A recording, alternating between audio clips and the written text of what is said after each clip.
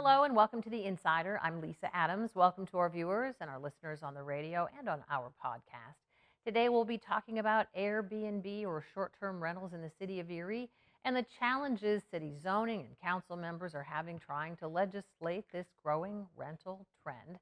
My guests today are Bill Gleckler and Michael Sullivan, both members of a group that has formed here in Erie to help try and steer some of the thinking and planning for how to regulate short-term rentals like Airbnb or Vrbo, things that are happening in private homes around the city. So welcome to both of you, and your group is called? Rest Erie.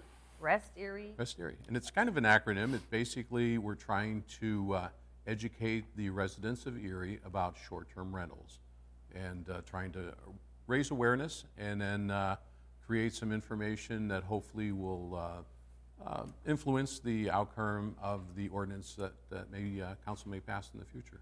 What made you decide to get involved, Bill, and Michael, then you can answer the same question. Well, Michael kind of predates me. Michael, why don't you start? We're involved as a neighborhood association up in Glenwood, and we feel that the Airbnb, the business model they have, Lisa, is detrimental to neighborhoods. We've seen it. We've seen it across the country. I know you have a piece you're going to air about Pittsburgh. Unfortunately, we had the drug dealing and the murders on murder on 38th McClellan. We had the shooting at 8th and Maryland. These are not isolated incidents anymore. They're rampant across the country, and we're concerned. Or why would you bring them into neighborhoods? Why would you legislate it and allow it to be in neighborhoods? We have enough problems here in Erie without bringing this into neighborhoods. And it's interesting because really the conversation around here started with a party at a property on Upland Drive, which is right in your neck of the woods. That led to some controversy, but certainly that wasn't murder and mayhem. It was kind of a noisy party, right? Sure. Right. Yeah, noisy party. And we think, R1 neighborhoods, R1A neighborhoods, people live in these neighborhoods and pay these taxes and keep their homes up for a reason. And I don't say that the Airbnb properties are in disarray, they're not, but they're not transient either. Airbnbs are a fancy word. We know how they were developed years ago. The business model has been extremely successful, but they're motels. And you go, you pay, you leave. They're just mini motels, micro motels, and we just don't feel that they belong in neighborhoods. They're a detriment to the neighborhoods. So you're talking specifically about R1 residential single-family home neighborhoods. Is that your biggest concern? Big concern, and R1A neighborhoods, yes, absolutely. There's plenty of places for Airbnbs, and we've noted that in Rest Erie and stuff. We just don't feel they should be in neighborhoods. And where do you stop with that, Lisa? Do you go, well, we already have a motel in there, and we want to put in, another business. I've been a fanatic about zoning since I've been young, and I don't think Erie does a great job with zoning. You have a home, you have an apartment building, you have a country fair, etc. So it's a slippery slope. So to make clear, the purpose of your group is not to be against short-term rentals, it's that we just don't have good regulations for short-term rentals in our city? Absolutely. Yeah. I got involved based on a letter actually that I received from the Glenwood neighbors, and they were talking about a hearing that was going to occur at City Council. And I know of Airbnbs. I've stayed at Airbnbs. I've enjoyed having some very fun vacations at Airbnbs. And I always thought that it was associated with kind of a mom and pop renting their house out. But when I read the ordinance, which is rather short, it's only 2 pages long, it was very surprising to me that basically it was throwing the door wide open for corporations to come into our community and operate basically miniature hotels, as Michael said, in our neighborhood, and no restriction. It could be anywhere within the city. And so I felt that the Glenwood people have done a great job trying to raise the awareness, but we felt that we needed to broaden our viewpoint and make the rest of the Erie community known about what is really facing them if the ordinance were to go through as conceived initially. So you're talking about possible corporate ownerships of homes and turning those into Airbnbs. But interestingly, I mean, we obviously are fighting a big blight problem here in Erie. There have been out-of-state owners of homes for a long time. Absolutely. With a lot of turnover in the rentals of those homes. So, you know, what's magic about 30 days versus 31 days? How is a short-term rental even really defined? Here's an interesting one. Here's a segue to that, Lisa. In the year 2021, Columbus, Ohio, was noted the other day in their paper. 16.8% of all residential homes in Columbus, Ohio, were sold to outside investment groups. Wow. That's a huge number. There is an investment group, and I apologize, I don't have the name. They owned 82,000, close to 82,000 private homes. So when you go down this road, when we say, you know, we have an inventory problem here in Erie for affordable housing. So say a house with a two-bedroom home, you might rent for $850 a month, pick a number, okay? These investment groups can make that $850 in 3 days, charging as an Airbnb. This is the business model we don't want to see in residential neighborhoods. Right. You could come out of this studio and have 3 or 4 of these homes on Norman Way, and they take them off the market. Guess who needs this affordable housing? The people that, local people. So I did a news story recently. It was when I had a chance to meet you for the first time, Bill, to catch people up on where this all stands this spring after that deadly mass shooting at an Airbnb in Pittsburgh. Let's take a look just so people understand the background. Murder and mayhem at an underage and overcrowded Airbnb party in Pittsburgh Easter weekend. Airbnb's ban on this operator too late to save 2 17-year-olds shot and killed. Bill Gleckler of Rest Erie, a group trying to educate and help shape a short-term rental ordinance here, says trouble like this is everywhere. So Rest Erie believes that we need to take a more active role and strengthen our proposed ordinances for short-term rentals so that such things couldn't happen in the city of Erie. Right now, about 100 short-term rentals operate in the city, but Gleckler's group wants them to limit occupancy and be owner-occupied, not run by corporations or outside interests. That way, if a neighbor does have a problem, the owner is right there eventually, and they can provide feedback and make say, hey, these people weren't a good renter. You need to take some action on who you rent to. This home on Upland Drive in Glenwood, being used as an Airbnb all the way back in 2017, is the one that started all the discussion here in Erie. The city first upheld their right to use it as an Airbnb, then reversed themselves because there's really no language on the books in Erie governing short-term rentals, even now. We've had people from all sides come to council with great ideas. And council has taken those ideas very, very seriously. And so a lot of times people get frustrated. Why don't we have a solution? Why isn't the ordinance done? That's because council wants to make sure that it does what's in the best interests of the city. It's tough. It is tough. Council wants to get it right. We're going to talk more with these guys from Rest Erie when we come back about how they hope to help. Stay with us.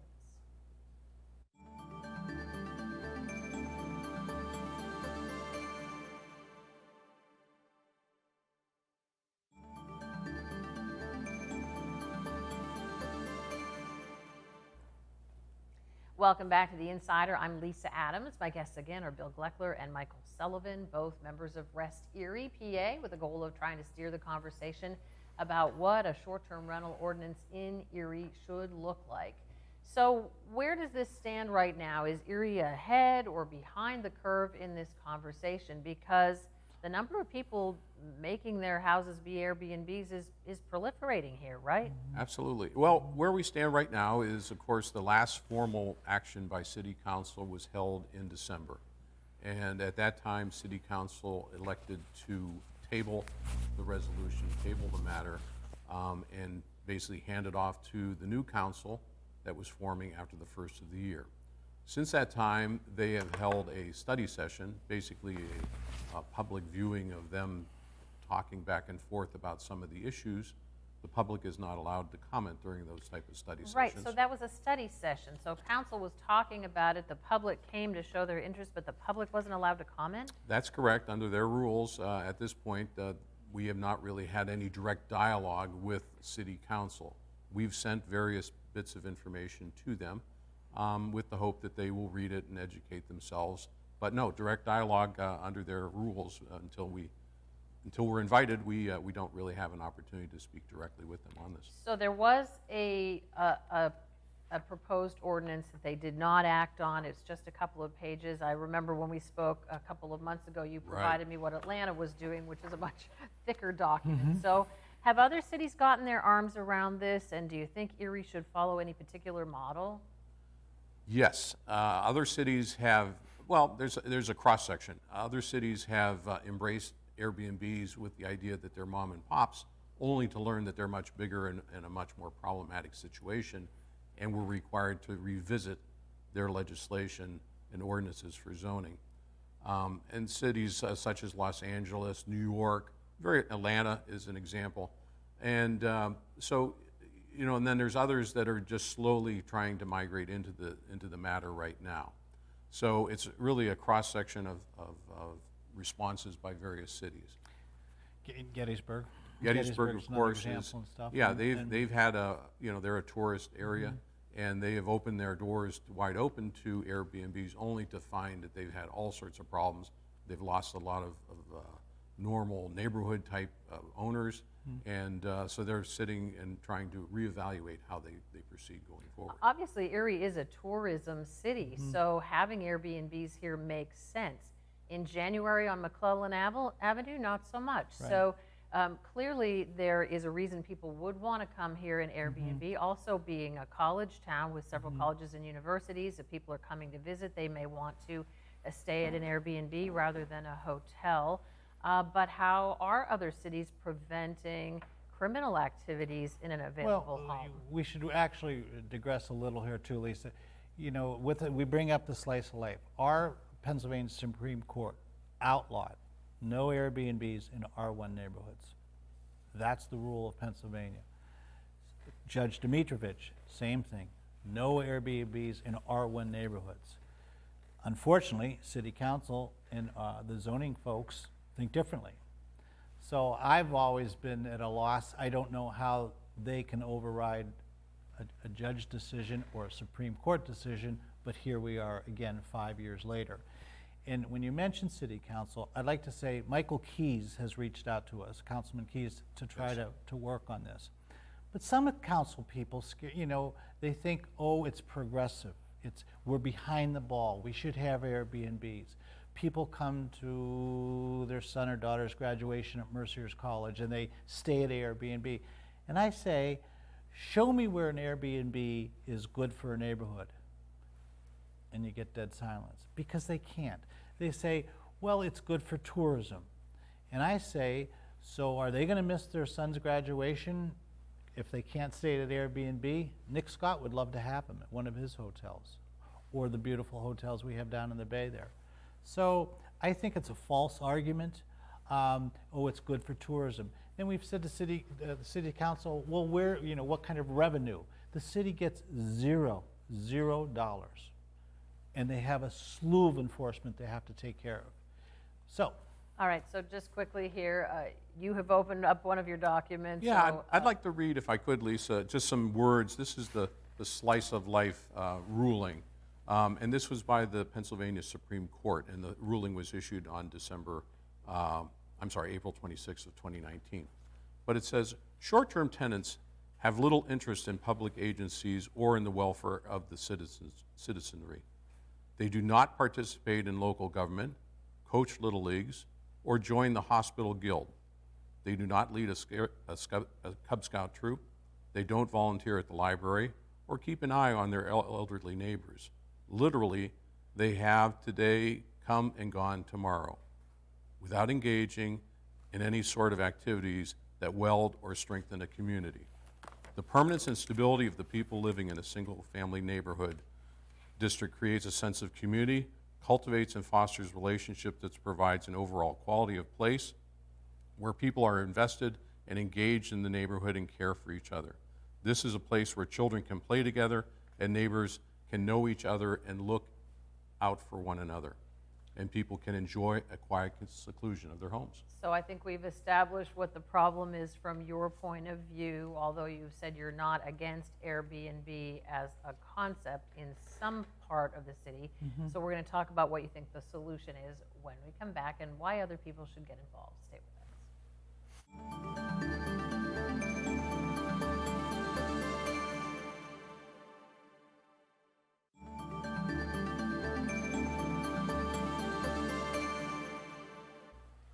Welcome back again to The Insider. My guests are Bill Gleckler and Michael Sullivan, members of Rest Erie, trying to help shape an ordinance in the city of Erie for short-term rentals. So how many people are involved in your group? Do you meet regularly, and are you making any progress, do you feel, toward getting some kind of an ordinance here? Because it seems like it's taking a really long time. Sure. Well, Rest Erie is kind of a virtual organization. With COVID and all that, it's difficult to meet personally together. But we have about 400 active members from across the city of Erie. And we're just actively trying to introduce concepts, educate people, and then create some information for the city. We've actually prepared a document, this document here, which is a resource document that defines some of the concerns about short-term rentals.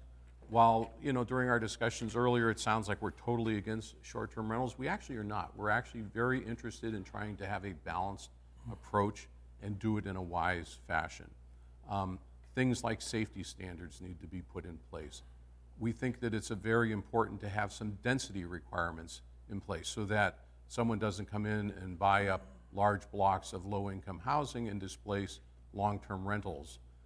We think that it's important that in more residential areas that it be more a owner-occupied application or situation. So those sort of things, and this encompasses a fair amount of research of different communities and what other people have found, and trying to give some information to the city council people so that they can make a more educated decision. Are you going to make an effort to have a good public conversation on this? Because so far, again, if you were watching city council discuss it but couldn't be part of the discussion, when and where might that conversation happen? Public debate. There will be, and hopefully Councilman Keyes will let us know. We look at their agenda every week, and we're to be notified when we can have, when they draft the ordinance, there will be, I think, 2 separate council meetings for public debate. Right. So I guess there are probably responsible Airbnb operators, maybe, as you said, owner-occupied kind of folks who maybe go away for a couple months of the year and want to rent their place out. Obviously, Pittsburgh, that came too late, lives lost there, but you said Airbnb itself is working to prevent party houses like this from Yeah, developing? interestingly enough, early in May 4th, they actually issued a document on the internet to their users of their service. And basically what it is it's an anti-party crackdown plan for addressing this summer holiday. Not throughout this summer, but just key holidays, Memorial Day, July 4th, and Labor Day. So they recognize that they have an issue. I think they're trying to take some steps to control it.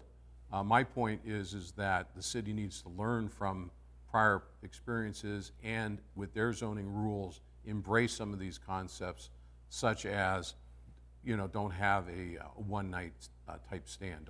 Don't rent out to individuals for a one-day situation where they could just host a party.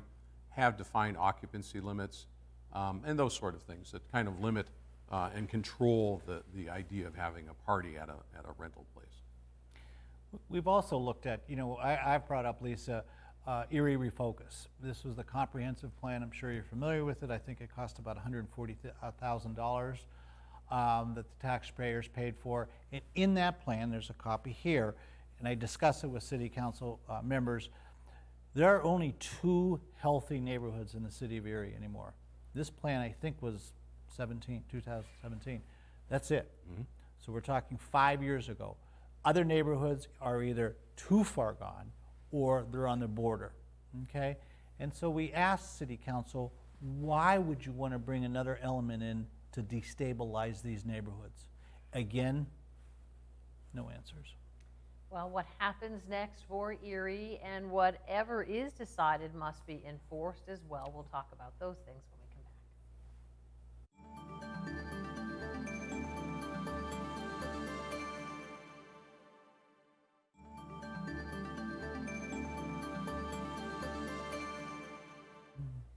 Welcome back again. We're talking with Bill Gleckler and Michael Sullivan from Rest Erie about short-term rentals in the city of Erie. So what happens next at the zoning and city council level? Do they have another ordinance that is in the works that they have to take action on?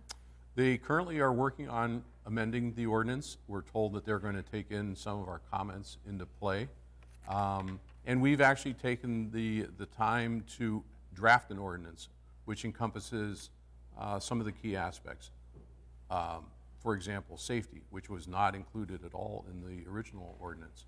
You know, we had a very negative experience where a daycare center burnt to the ground and some kids were killed, unfortunately. And after the fact, then city reacted to that. We don't want that to occur in short-term rentals. You've got people that are coming into a strange home, staying for a night or two, and then leaving. They don't know where the fire emergency exits are, the fire extinguishers, anything. So those sort of things we really need to make sure that are in place, and so that these operate as safely as a hotel or a motel would. So they could choose to take the language of your ordinance or the one they're working on, but whatever is decided upon has to be enforced. So as this type of property grows, do you think the city's going to need another department for oversight?